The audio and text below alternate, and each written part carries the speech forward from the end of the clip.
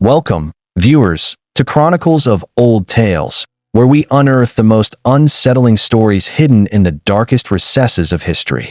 Today, we journey back to the opulent yet brutal world of 18th century Imperial Russia. It was an era of glittering balls and sweeping power, an age where the aristocracy lived like gods, and for one woman, that power would become a license to commit unspeakable evil. To the world, Countess Darya Saltykova was a vision of piety and aristocratic grace. She was a wealthy, devout widow, a respected and prominent face in the Gilded high society of Moscow. Her public life was a masterfully crafted illusion, a veneer of respectability that concealed a heart of pure, cold darkness. But behind the imposing stone walls of her grand estate, far from the prying eyes of the court, a 7-year nightmare was relentlessly unfolding. On her lands, there were no illusions. Her servants, the hundreds of souls bound to her by law and fate, did not know her as a pious lady. They whispered a different name in the shadows, a name that dripped with terror: Saltychikha. It was not a name of respect, but a curse, a title reserved for a monster. For them, she was the architect of a private hell, a sadistic tyrant who tortured and murdered for the most trivial of mistakes. A spilled cup of tea, a dusty floor, an unioned dress, any of these could be a death sentence. This is the harrowing story of how one woman's absolute, unchecked power spiraled into a reign of terror that claimed the lives of as many as 138 people. It is a story of unimaginable cruelty, of a society that turned a blind eye, and of the desperate, defiant cries for justice from those who had nothing left to lose. Their pleas would have to break through a formidable wall of corruption and fear, a journey of hope against all odds, to reach the ears of the one person who could possibly stop the monster, the most powerful woman in the world, Empress Catherine the Great. So, how is a monster made? Are they born from some inherent seed of evil, or are they forged in the crucible of their circumstances? The story of Darya Nikolaevna Ivanova, born in 1730, presents us with this chilling and controversial question. She entered a world of almost unimaginable wealth and privilege, her path laid with gold from the moment of her birth into a powerful noble family. She was married young, a strategic and advantageous union that brought her into the orbit of the even more influential Saltykov family, a name deeply embedded in the highest echelons of the Russian court, with ties directly to the throne. By all contemporary accounts, the young Darya was unremarkable during her marriage. She was described as quiet, withdrawn, and intensely religious. She performed her duties as a wife and noblewoman without incident, her inner world a complete mystery to those around her. There was no hint of the fury that lay dormant within her. But then, fate intervened. When she was just 25 years old, her husband died suddenly, leaving her a widow. But he also left her with a staggering inheritance, a sprawling estate, a colossal fortune, and, most critically, absolute ownership of hundreds of serfs. She was no longer just a wife or a member of a powerful family. She was now the sole, unquestionable master of her own domain. There was no husband to temper her, no father to guide her, no one to answer to. She held the power of life and death in her hands. And it seems this sudden, intoxicating cocktail, unlimited wealth combined with absolute power, unlocked something truly, terrifyingly dark inside her soul. A mere 6 months after her husband's death, the quiet, pious widow vanished. The first screams echoed from within the estate. The beatings began, and Darya Saltykova started her horrifying transformation into one of history's most sadistic and prolific serial killers. What she did next would go far beyond simple cruelty. It would become a ritual of blood and pain that would stain the pages of Russian history forever. It began, as such descents often do, with provocations she deemed small, yet unforgivable. A floor not washed to a perfect, reflective sheen. A dress not laundered with the impossible precision she demanded. Her fury, once ignited, was a wildfire that could not be contained. In these early days, her weapon of choice was often a heavy log or a thick piece of wood, whatever was close at hand.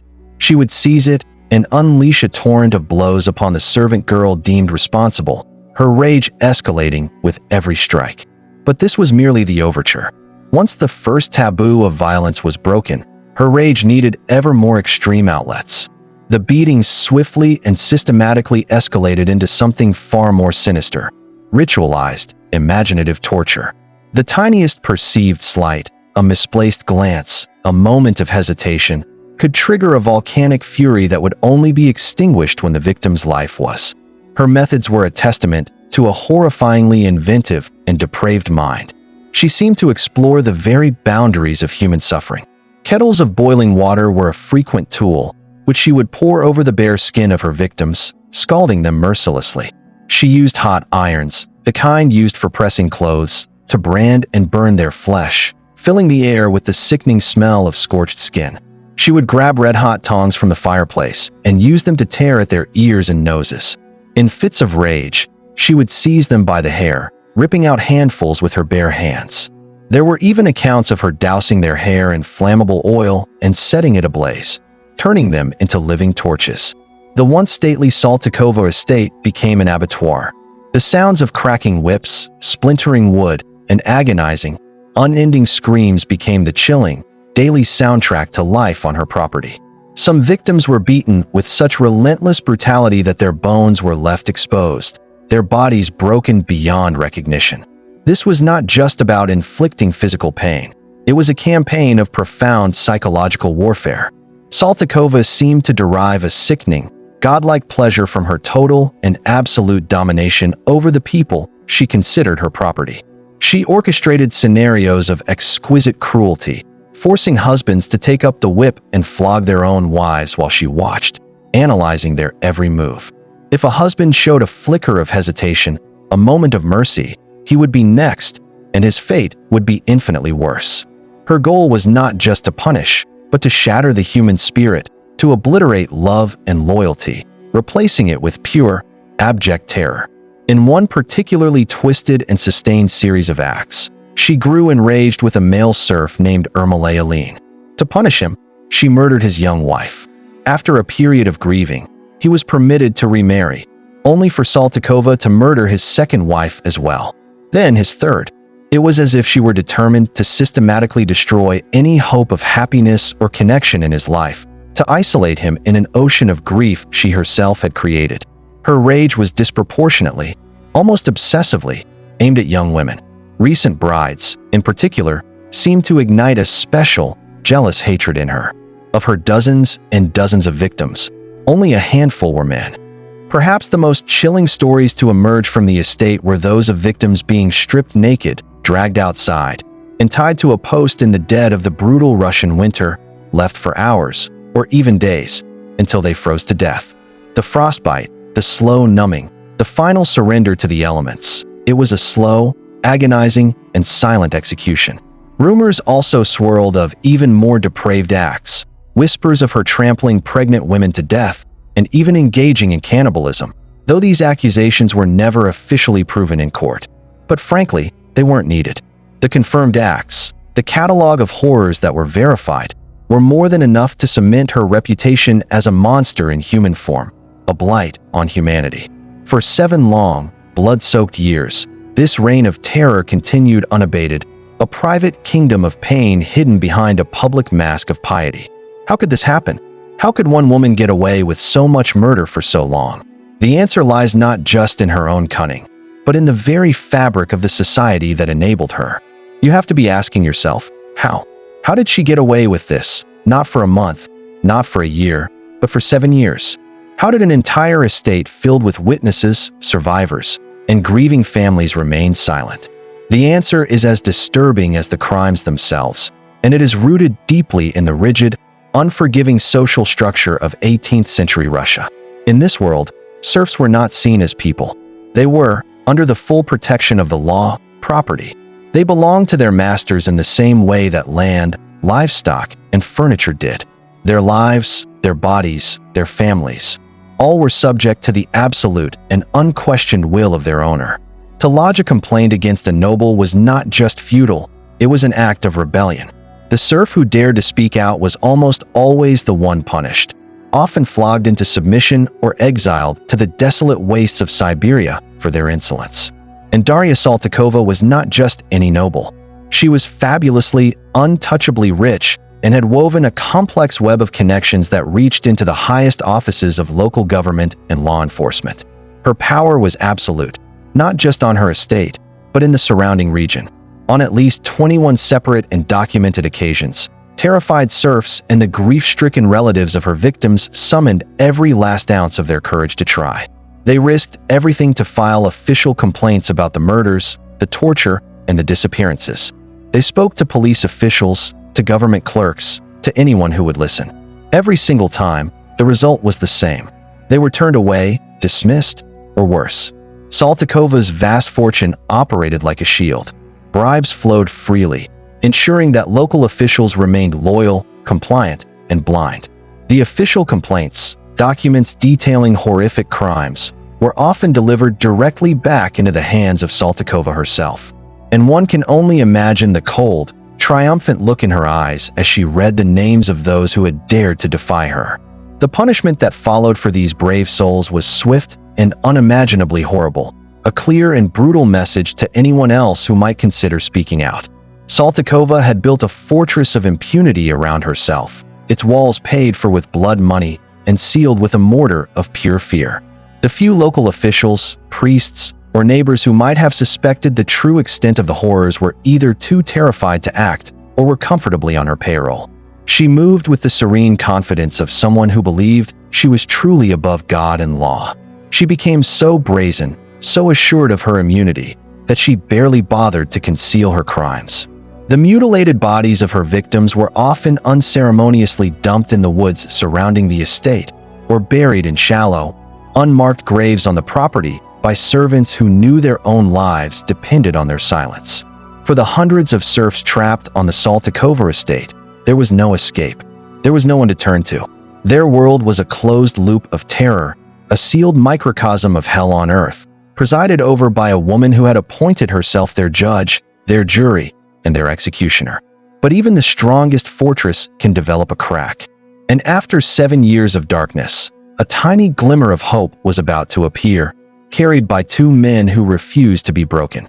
After 7 years of unending horror, a flicker of defiance sparked in the darkness. This desperate hope was carried by two men who had endured the very worst of Saltychikha's cruelty. Two men who decided that a quick death on their own terms was better than a slow one at her hands. Their names were Sokhly Martinov and Ermolay Ilyin. Ilyin, you will remember, was the man who had been forced to watch as Saltykova murdered not one, not two, but 3 of his wives, a systematic destruction of his entire world. They knew with absolute certainty that another complaint filed through the corrupt local channels was not just futile, it was a signed death warrant. So they conceived of a plan so audacious, so dangerous, that it bordered on suicidal. In 1762, under the cover of darkness, they escaped the estate. Every shadow was a potential captor, every rustle of leaves the sound of discovery. They began the perilous, desperate journey to the heart of the empire, St. Petersburg. Their goal was monumental. They planned to bypass the entire rotten system of local government, to circumvent the network of bribes and fear that Saltykova had built, and to get a petition directly into the hands of the one person in the entire world who held power over a noble like Saltykova. They were going to petition the Empress of Russia, Catherine the Great. Their timing, guided by sheer desperation, turned out to be uncannily perfect. Catherine had only recently seized the throne in a coup. She was fiercely intelligent, politically shrewd, and eager to establish her legacy. She wanted to present herself to Russia and to the world as a new kind of ruler, an enlightened monarch, a believer in reason, justice, and the rule of law. She was actively looking for a way to send a powerful message to the entrenched, often decadent, Russian nobility. The era of them acting like unaccountable, provincial gods was over. The law, her law, was absolute. The Saltykova case, when the petition finally reached her, was a political gift. The sheer, over-the-top, monstrous cruelty of the crimes made it the perfect vehicle for her agenda. She could frame Darya Saltykova not as a typical example of the nobility, which would alienate her power base, but as a grotesque, almost supernatural exception, a monster of the human race, as the official proceedings would later brand her. By making a very public example of Saltykova, Catherine could signal her commitment to justice without threatening the fundamental structure of Russian society. The petition of two desperate serfs had landed on the desk of an empress who needed a monster to slay.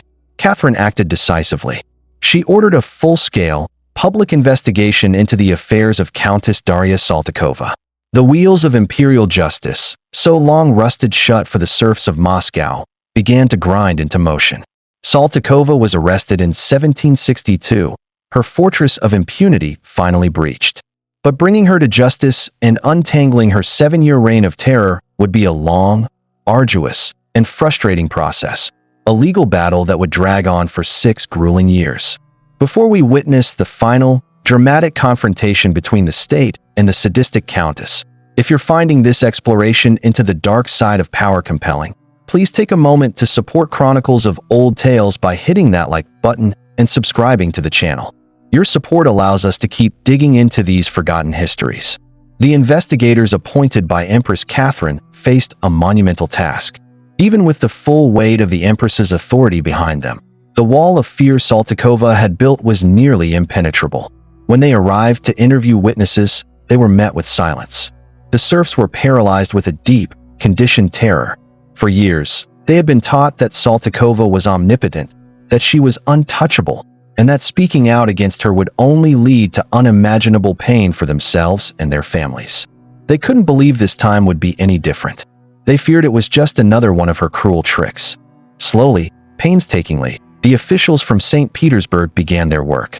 They had to build trust from scratch, assuring the serfs over and over that they were protected by the Empress herself. They meticulously dug through years of estate records, searching for discrepancies, for names that suddenly vanished. They began the grim task of exhuming bodies from the makeshift graves on the property, unearthing the physical evidence of Saltykova's butchery. As the investigation wore on, and it became clear that the Countess was truly powerless in her prison cell, witnesses began, hesitantly at first, to talk. Trickles of testimony soon became a flood, as 7 years of pent-up grief, rage, and terror were finally unleashed. Hundreds of people were interviewed, each story adding another layer to the horrifying portrait of the Countess. Through it all, Darya Saltykova remained defiant. She never confessed. Throughout the entire 6-year investigation, she maintained a chilling composure, insisting she was innocent of any crime. The beatings, she claimed, were merely the normal and necessary discipline of unruly servants. She portrayed herself as the victim, a pious widow maligned by ungrateful peasants. But the evidence was overwhelming. The official inquiry, after cross-referencing records and testimonies, uncovered a staggering 138 suspicious deaths directly linked to her. However, the legal standards of the time, combined with the passage of years, made it difficult to find direct, uncoerced eyewitnesses for every single murder. Ultimately, the court could only formally convict her of the torture and murder of 38 female serfs. The true number is almost certainly the higher figure, but 38 was the number they could prove beyond any shadow of a doubt. Finally, in 1768, the verdict came down. Catherine the Great, in a move that highlighted the political significance of the case, took the highly unusual step of personally rewriting the sentence. She wrestled with how to craft a punishment that would fit crimes of such magnitude, especially since the death penalty had been officially abolished years earlier. Her final sentence was a masterclass in both retributive justice and political theater. Darya Saltykova was to be subjected to a civil execution. In a moment of profound humiliation, the once proud countess was taken to Moscow's Red Square. She was chained to a public platform, a scaffold of shame, for 1 hour. Around her neck hung a large wooden sign, with stark black letters that read, "This woman has tortured and murdered." Crowds gathered in the thousands to gawk, to jeer, and to shout at the aristocrat who had believed herself above them all. She was no longer a powerful countess. She was a public spectacle, a living symbol of shame and disgraced nobility. The story of Darya Saltykova, or Saltychikha, is a chilling and visceral reminder of Lord Acton's famous warning. That power tends to corrupt, and absolute power corrupts absolutely. In Russia, her name became legendary, a shorthand for ultimate cruelty and a damning indictment of the very worst abuses of the serf system. She became a historical bogeyman, a testament to the darkness that can flourish when wealth and status provide a shield from monstrous actions. After her public shaming in Red Square, her punishment was far from over. She was sentenced to life in prison.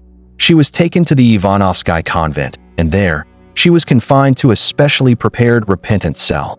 It was a pit, an underground room with no windows, where she would live in total, perpetual darkness for over a decade. Her only contact with the outside world was a guard who would slide her food through a slot and leave a single candle, which was only to be lit long enough for her to eat her meager meals. After 11 years in the pit, she was moved to a different cell, this one with a small, grated window that allowed a sliver of light and the curious stares of the public. She spent the next 22 years of her life in that small stone room. Darya Saltykova died in her cell in 1801, after a total of 33 years in confinement. By all accounts, she died as she had lived her later life, bitter, enraged, and reportedly never showing a single flicker of remorse for the immense suffering she had caused. Her case remains one of the most profoundly disturbing chapters in the annals of true crime, a horrifying journey into the heart of darkness that can hide behind a mask of wealth, piety, and power. Thank you for joining us on Chronicles of Old Tales. If you found this look into one of history's most terrifying figures as compelling as we did, please hit the like button and subscribe for more stories from the hidden and often brutal corners of the past. We want to hear from you, so let us know in the comments what other historical crimes or dark figures you would like us to investigate next. Thanks for watching.